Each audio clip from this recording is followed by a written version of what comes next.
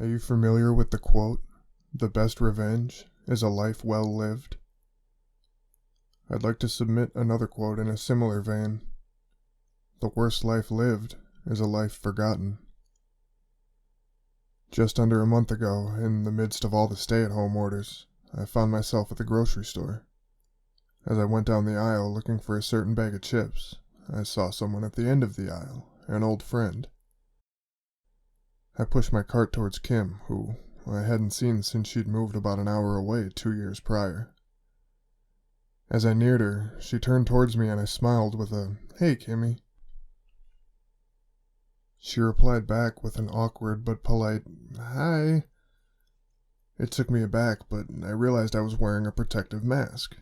I pulled it down under my chin and apologized with another smile, to which Kim responded with raised eyebrows and another awkward smile, although this time it was decidedly more annoyed than polite. Nick," I said. In truth, there was a time when Kim and I were more than friends. For about 4 months there was rarely a night when she didn't spend the night at my house or me at hers, and when we ended it was as amicable a breakup as I've ever had or even seen. I don't say this to brag, but just to illustrate 2 things. For one, there is 0 chance that she legitimately, genuinely did not recognize me. And for 2, I couldn't think of any reason why she would pretend to not recognize me. We hadn't seen each other or spoken in some time, but our last interactions were positive ones, once again, as friends. Kim simply awkwardly looked at me and shook her head. Hi?" I'm sorry, I thought you were someone else," I replied. Kim chuckled and offered a "no problem" before grabbing a bag of pretzels, tossing them in her cart, and continuing on her way. The encounter left me a little perturbed. I couldn't imagine anything that could have happened over the last 2 years that would not only make her mad at me, but act entirely as though she never knew I existed. But whatever, I guess. I went about my day, finished shopping, and went home. I work from home, so my next several days were occupied by projects for all of which there were various deadlines approaching. As I'm sure is the case with many of you listening to this, the lockdown has put a significant halt on my social life. Days go by where I don't talk to anyone, instead just burying my head in my work and letting my friends and family do the same. That Thursday I got a call from Ben, my oldest friend. Since he moved in 2 houses down during 2nd grade, Ben and I have been best friends. There are few significant memories I have in my life that don't, in some way, involve him. His call was specifically regarding a hard drive he and I pass back and forth. I put torrented movies and TV shows on it, he watches them, all in an effort to not pay for cable. Once that little piece of business was conducted, I brought up the incident with Kim at the store. Ben simply said it was weird, but that I shouldn't worry about it. The conversation brought to mind a party the 3 of us had gone to years ago. It was a Halloween party, and around midnight the owners of the house shut down all the power, turning the lights and music off. Everybody screamed and shrieked, and in the darkness and confusion the owner and a few of his friends did this thing where they dressed in all black and would walk by and whisper creepy somethings into people's ears. It was a stunt that was actually surprisingly effective and a memorable, unique experience. I offhandedly asked Ben about the party in a, remember that time, sort of way. His response? I don't think I was at that one, man."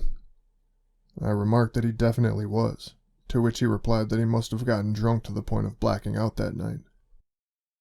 I accepted his answer in the moment, because I could feel that no amount of evidence would ever make him believe, or rather, remember. I, however, remember that Ben hardly drank anything that night. That night, the 3 of us had taken ecstasy. For those of you who don't know, ecstasy doesn't make you black out, at least in my experience, of which I have plenty. Another time, another life, but that's besides the point. The point, for that matter, is that twice now there had been instances wherein memories that I was certain were accurate in my head were denied or otherwise disputed. This made me question myself, question my recollection of things, and at the risk of sounding dramatic, question my past. It's a jarring experience, having your sureness of something denied. As surely as you're listening to this diatribe, that's how sure I was that the woman at the store was my ex, that my best friend had been with us at that party. The following day I got up from bed and went to make myself some breakfast. As the French toast cooked in the pan atop my stove, I decided to quickly run back to my room and grab my phone. Only once I was in my room, I decided to pick up a few things that were scattered about the floor. After that, I figured I'd jump in the shower quickly. To get to the point, I'd forgotten entirely about the breakfast I'd been making only a single minute earlier. It was only when the smoke detector in my kitchen started beeping and blaring that the thought crept back into my head and I ran out to fix the issue, dripping wet with a towel around my waist. I needed help. I had a televisit with both my therapist, which was scheduled, as well as my primary doctor, which I called and set up that day. Neither could provide an adequate explanation for what was going on, and both suggested that work was making me stretch myself too thin, stressing me out. I knew that wasn't the case. Then things got worse 7 days ago. I sent a text to my friend Luke, whose wife had been very sick in recent days, and who they were worried may have caught COVID-19. "Hey man, how's Amy doing? Any news?" "Looks like she's starting to improve. Sorry, who is this?" Of course, I immediately thought of the recent incidents. "Dude, it's Nick." "Nick who?" When faced with confusing or upsetting circumstances, the brain will automatically, on a subconscious level, try to rationalize what's happening. Several excuses went through my mind as to why Luke wouldn't recognize that he was talking to me. He got a new phone, he somehow lost all his phone numbers, he was just fucking with me. "Nick Boddick, dipshit, did you get a new phone or something?" "Nope. Who do you think you're talking to?" Luke? Nebel? Who was married to Amy, hence why I asked about her?" "Yeah, I don't know, man. I don't know any Nick Boddick. Amy doesn't either, so..." "Are you fucking with me? There's been some weird shit happening to me lately, so if you're just being a dick, stop." At that point, I'm pretty sure he blocked my number. I was certain I was losing my mind. I went on Facebook and found that I was no longer friends with Luke or Amy, and then I found the same to be true with Ben. So I texted him. "Hey man, something really weird is going on." His reply came back through. "Who is this?" I didn't bother responding. At that point, I was sure there was something happening. I called both my therapist and my primary doctor yet again. Both calls began almost identically. I told the receptionist my name and that I needed to set up an appointment with my respective doctors. Each replied with, "Are you a new patient?" To which I said I was not. Both then informed me that I wasn't showing up in their computer. While my primary doctor works in a large clinic, the front desk for my therapist is run by one single woman, a woman I've gotten to know on a casual level over the last 6 years of my being a patient. I told her my name again, and I said I was the comic guy, an inside joke between us. But I was met with little more than an awkward, "I'm sorry," and an explanation that my therapist wasn't accepting new patients at this time. I hung up the phone after the second call and I screamed into my couch pillow as loud as I could. Then I picked up my phone again and dialed someone who would have to know me. My mother. When she answered, I asked, "Do you know who this is?"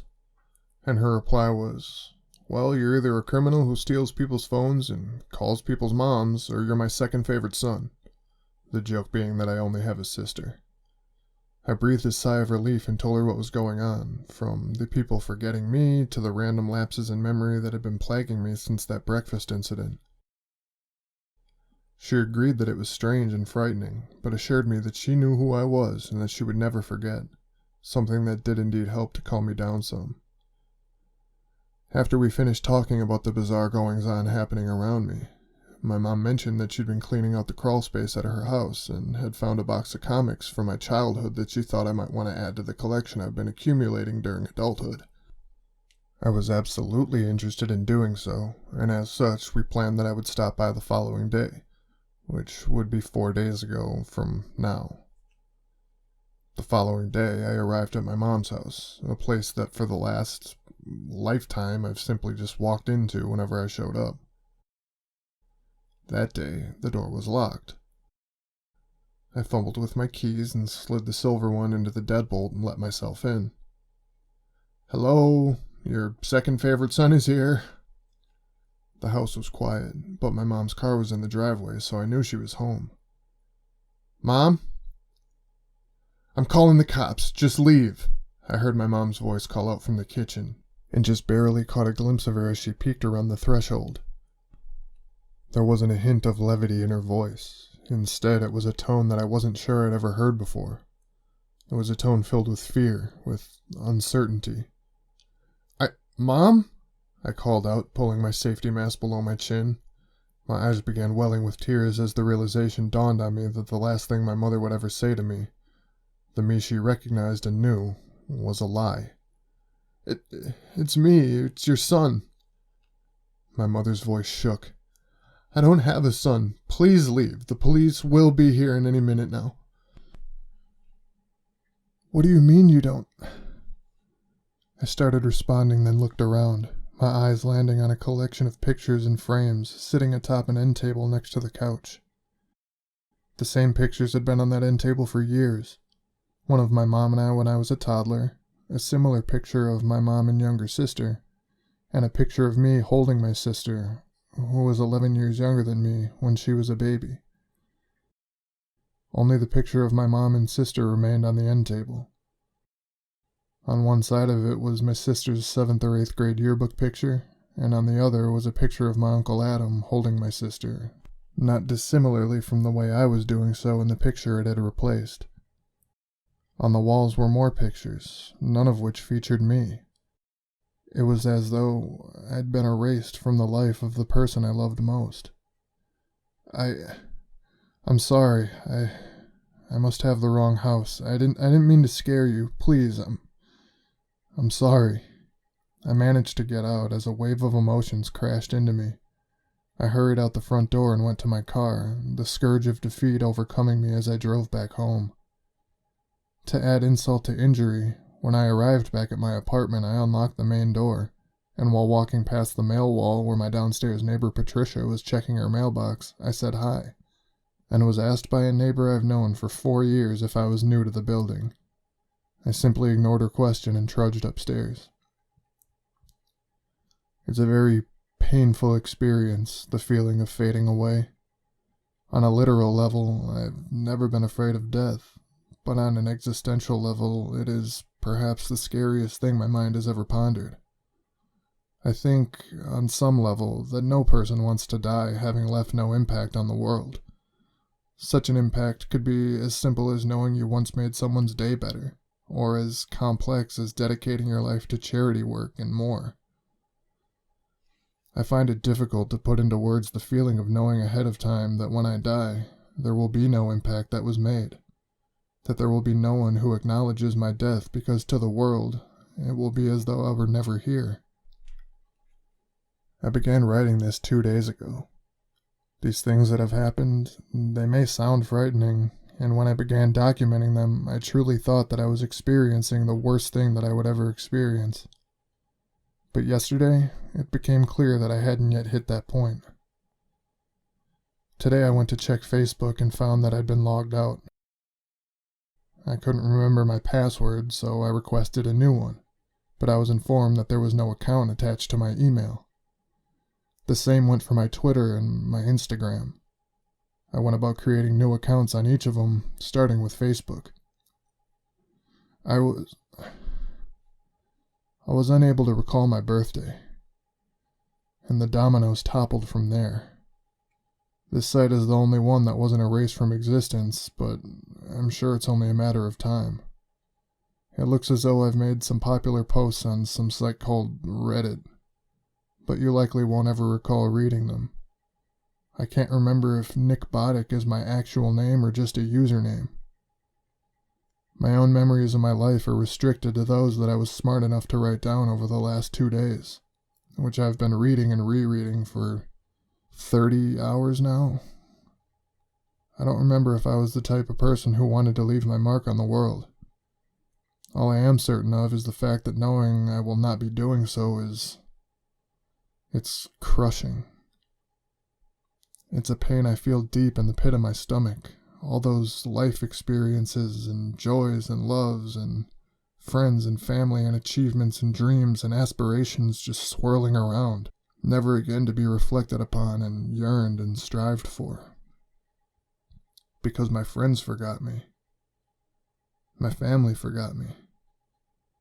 Soon there will be no evidence left of my time in this life, no impact made, no imprint left. And after the only remaining testament to my existence is myself, I will forget me. The worst life lived is a life forgotten. But is a life that's been forgotten even a life